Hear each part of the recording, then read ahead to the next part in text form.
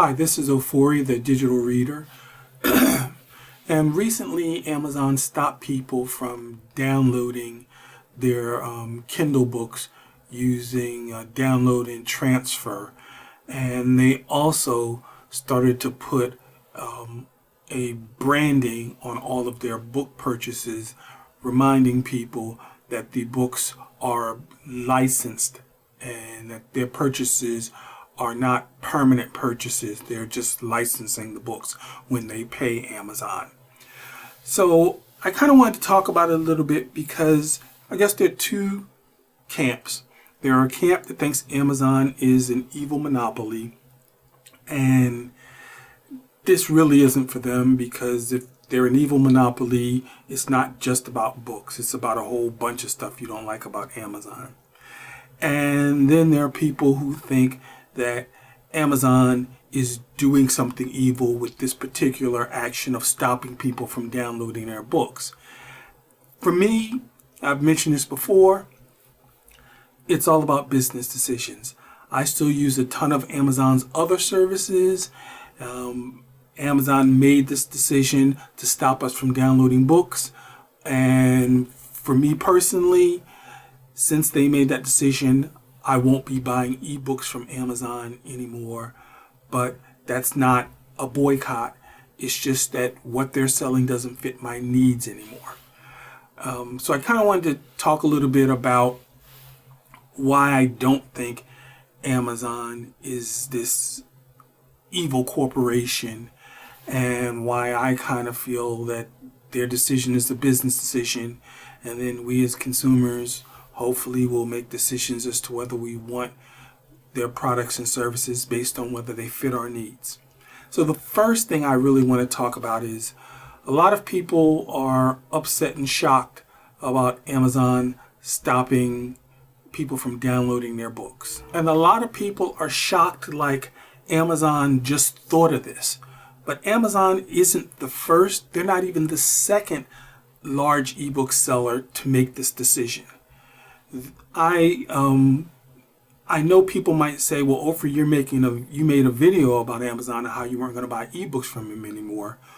The main reason why I made that video is because one company made this decision before I even had a YouTube channel. The other company, they made a decision a year before I started my YouTube channel, and I did talk about them. So let's start out with first Barnes & Nobles. Barnes & Nobles made this decision in 2023. It kind of went under the radar because they're Barnes & Nobles. They have a tiny market share. The other company that made this decision, and they made it from the very beginning, is Apple. Apple Books does not allow you to download any of your books to any device that is not an Apple device. If you buy an Apple book, it is stuck in the Apple ecosystem. So they made the decision first. Then Barnes & Nobles made it, then Kindle made it. So to think that Kindle kind of came up with this, Kindle's a little bit late in the game. As far as Kobo and as far as Google Play Books, I feel like the main reason that they probably won't make this decision is because neither of them have a proprietary DRM, and they're licensing their DRM from Adobe. And as anybody who's used Adobe Digital Editions can tell you, it is a DRM system that is very long in the tooth. I think Adobe initially thought that they would be a big player in the ebook world, and when they weren't, they just was like, bunk it, and licensed out their DRM. And they really haven't put a whole lot of work into it since it initially came out. They've made a couple updates, but basically I don't see Adobe making any big push to update their DRM, because it's just not worth it to them. They're saying to their vendors or the people licensing Adobe DRM, if you don't like it, make your own. So I don't think Kobo or Google Play Books is going to make the same change. But once again, I don't feel that they're going to make that change just because they can't afford to. and they're using Adobe Digital Editions. The other thing that I kind of feel is that Amazon stopping us from downloading books isn't really about us, and that Amazon putting the blurb that the books are just being licensed whenever you make a purchase. I don't think any of it is really about us, the book buyers. I have a feeling that Amazon has been in agreements with publishers, and publishers have been trying to raise the price of their books to Amazon. And their argument has been, although you're saying you're licensing these books, functionally, people are treating these books as physical purchases and storing them in their digital libraries. Therefore, we want to charge you more because you're not licensing the books from us and then licensing them to people. You're licensing the books from us and then selling them to people who are owning them personally in their personal collections.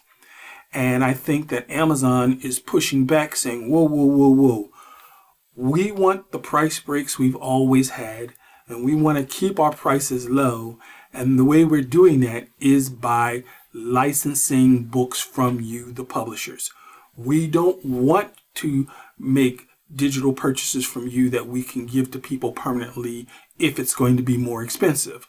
So we're going to make 100% clear to people that they don't own these books. And in doing that, you have to take into account that we've made very clear that we're telling people they don't own the books, and that needs to reflect your pricing in our negotiations. So I kind of think Amazon is doing this for the publishers, not for us. There are basically three reasons why I think that.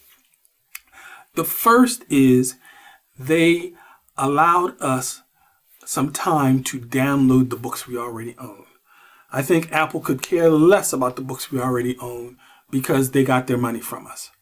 I think that they had no real reason to do that.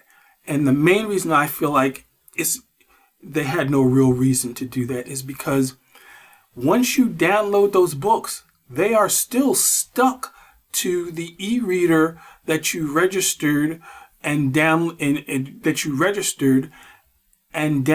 the books to be used for. So what I mean is, when you download those books will only work with the e-reader whose serial number they are linked to. When you download those books, you cannot use them with another Amazon e-reader. So as long as you have that Amazon e-reader, then why do you need to download the books anyway? You could just download them onto the e-reader. So I think they let us download the books because they kind of knew that the ones of us who care about stuff like this were going to go ahead and pull the DRM and put them into our personal collection. But Amazon didn't care.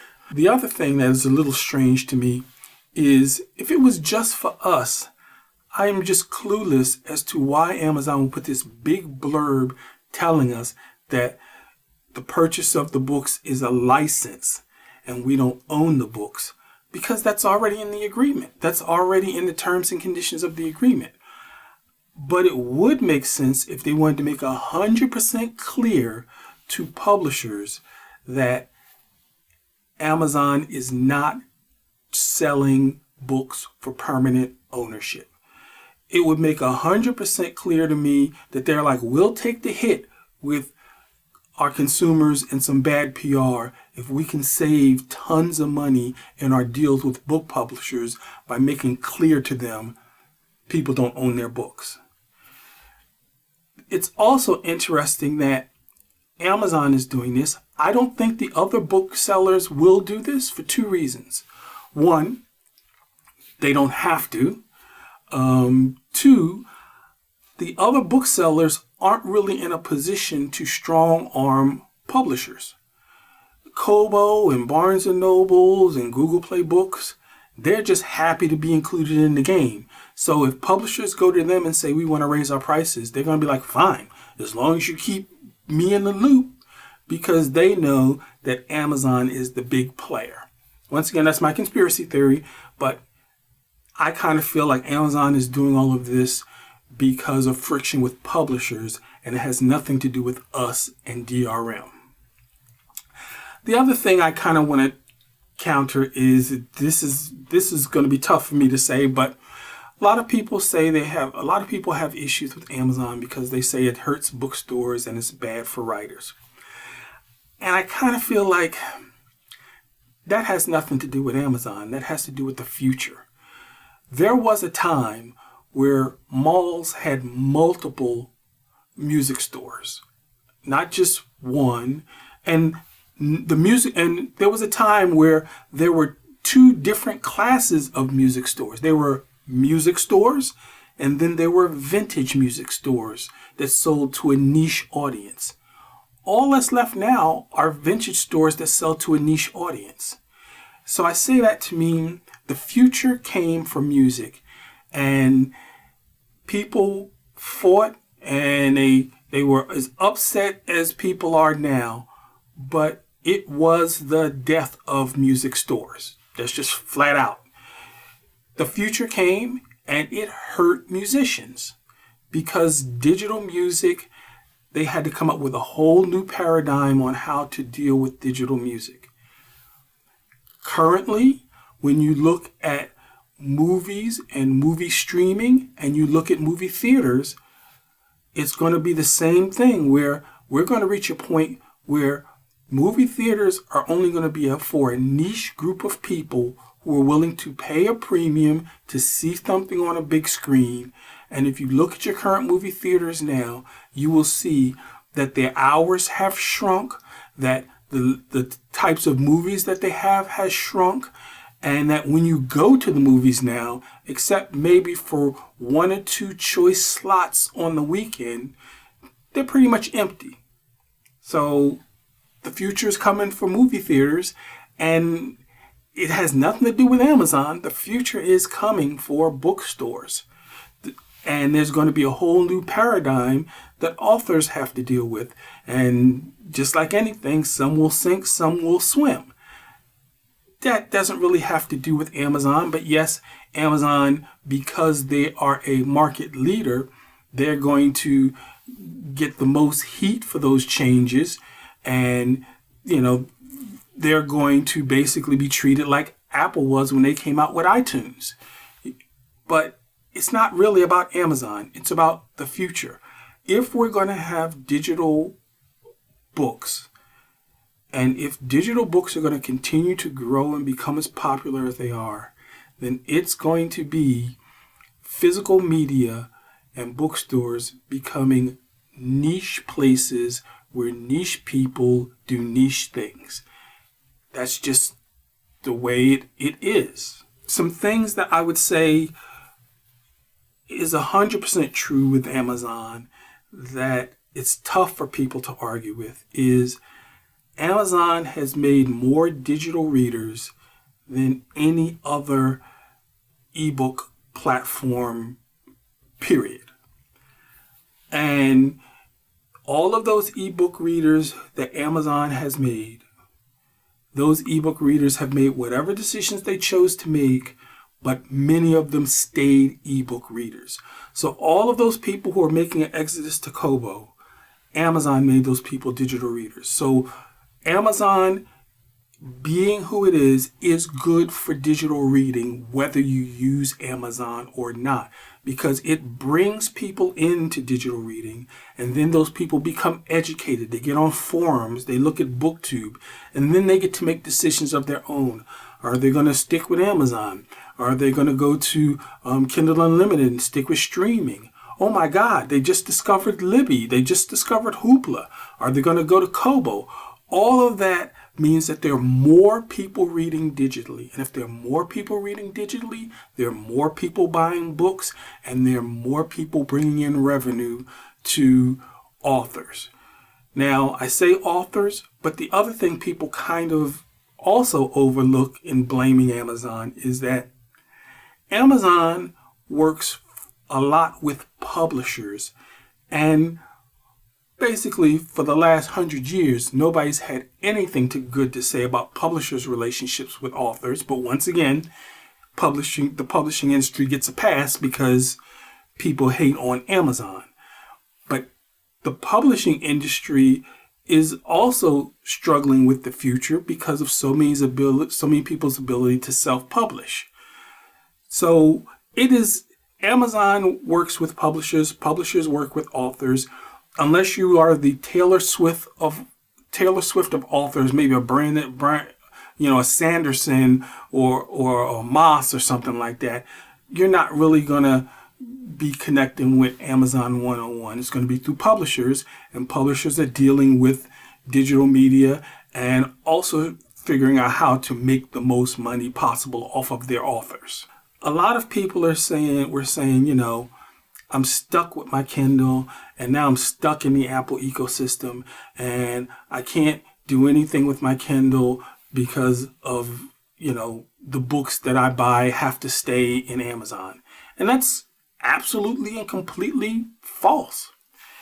Send to Kindle is an amazing piece of technology, and send to Kindle means that you don't ever have to buy a book from Amazon. When I stopped having my Kindle as my main device, what I started to do was just take my DRM free ebooks, and I would just use Send to Kindle. And when I bought a book from Amazon, I would literally download the book, take out the DRM, and then just erase and then delete the book off of Amazon. So I only have one book in my Amazon library, and that's a book that was a promotional book that I can't delete. And that's it. Anytime I want to read a book, and anytime I would recommend to anybody who wants to read a book and still has a Kindle, if you get it from DRM free, or if you pull a DRM, you can just use Send to Kindle to put it onto your Amazon reader and use it that way. So Kindles are still incredibly useful to read as long as it's DRM free. The other thing to remember is in the US, you can still use your Kindle with Libby. Works wonderfully.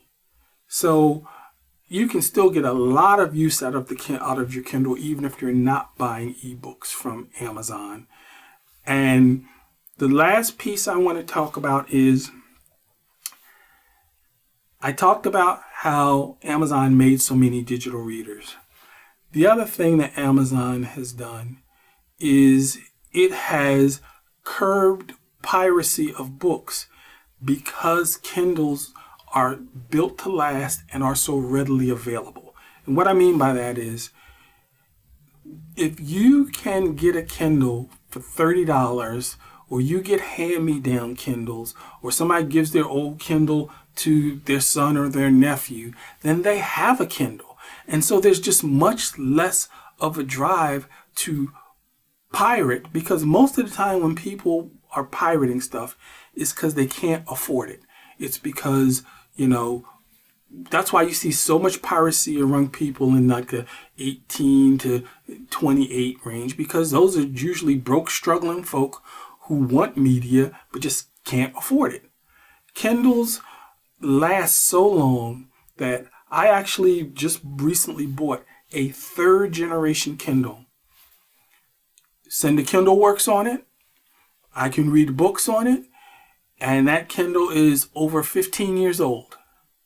So Kindles last a long time, and they have a thriving gray market. And the hand-me-down culture of it means that it makes, once again, digital reading incredibly accessible to people, because you don't always have the newest and greatest. And it really just makes it about the books. So those are my defenses of Amazon's decision, and my defenses of the Amazon Kindle as not being an evil device. I would be interested to hear your comments. This is Ofori, the digital reader, and keep reading.